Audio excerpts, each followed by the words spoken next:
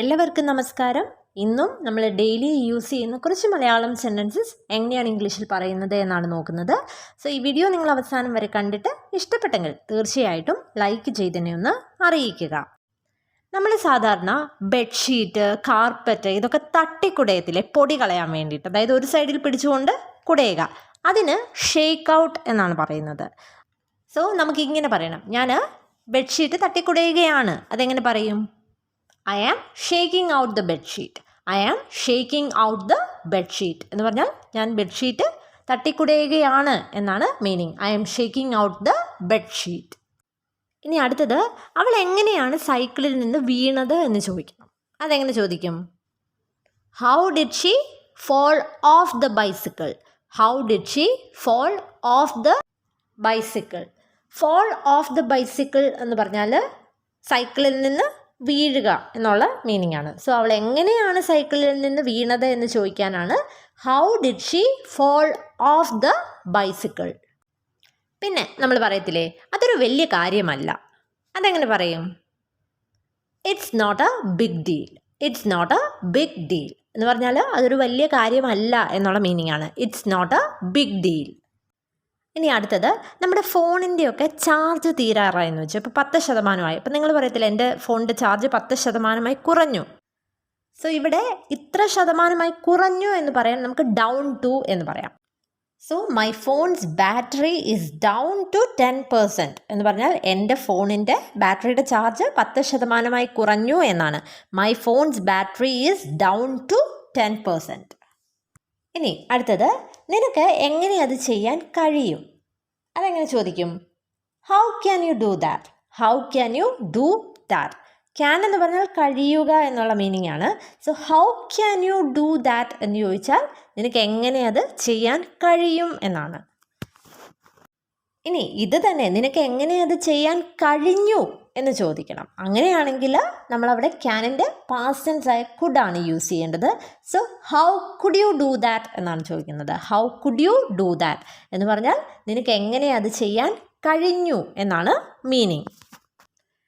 ഇനി നമ്മളിപ്പം ആരെങ്കിലും ഒരാൾ നമ്മളോടൊരു കാര്യം പറയുവാണ്, അത് സത്യമല്ലെന്ന് നമുക്ക് കേൾക്കുമ്പോൾ തോന്നുവാണെങ്കിൽ നമ്മൾ ചോദിക്കത്തില്ലേ, നീ കള്ളം പറയുകയല്ലെന്ന് എന്നോട് സത്യം ചെയ്യുക എന്ന് പറയത്തില്ലേ?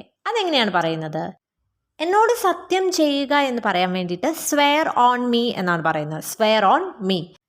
നീ എന്നോട് കള്ളം പറയുകയല്ല എന്നെങ്ങനെ പറയും? That you are not lying.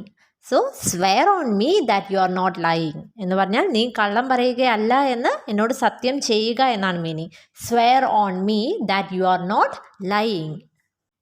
ഇനി നമുക്ക് ചോദിക്കണം, നീ പുറത്ത് നിന്നാണോ കഴിക്കുന്നത് അതോ വീട്ടിൽ കുക്ക് ചെയ്യുമോ എന്ന് ചോദിക്കണം. അപ്പം ഇങ്ങനെ പുറത്ത് പോയി, അതായത് റെസ്റ്റോറൻറ്റിൽ പോയി കഴിക്കുക എന്ന് പറയാൻ നമ്മൾ ഈറ്റ് ഔട്ട് എന്ന ഫ്രേസൽ വേർബ് യൂസ് ചെയ്യാം.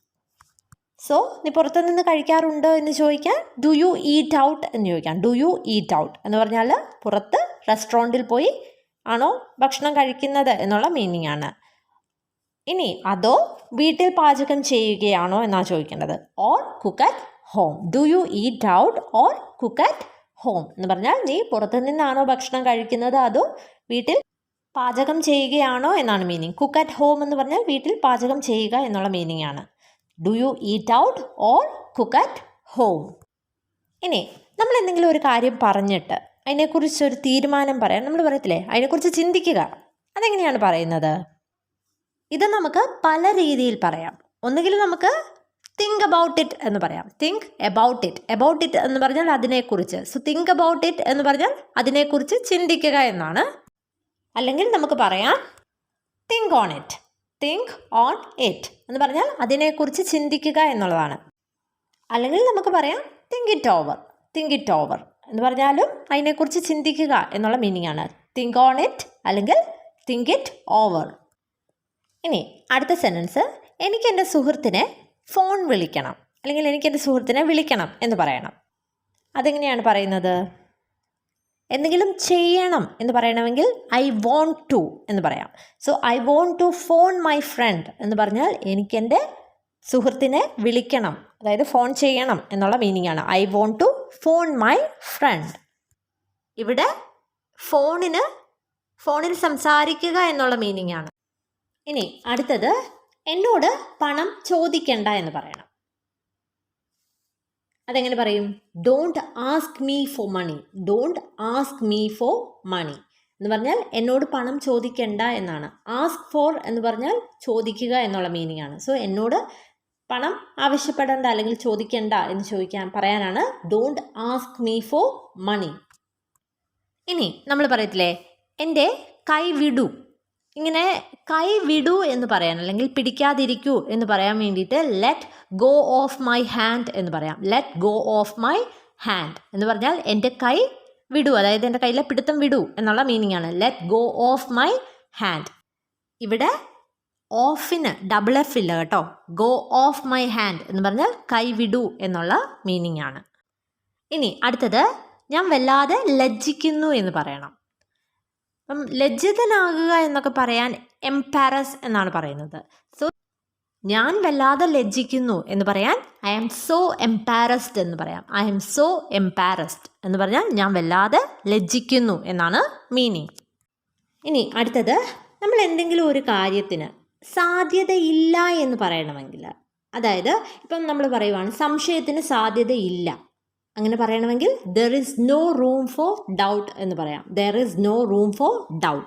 ഇവിടെ റൂം എന്ന് പറഞ്ഞാൽ മുറി എന്നുള്ളൊരു മീനിങ് അല്ല, അതിനൊരു സാധ്യത എന്നുള്ള മീനിങ് ആണ്. സോ ഇവിടെ സംശയത്തിനൊരു സാധ്യതയില്ല എന്ന് പറയാനാണ് there is no room for doubt.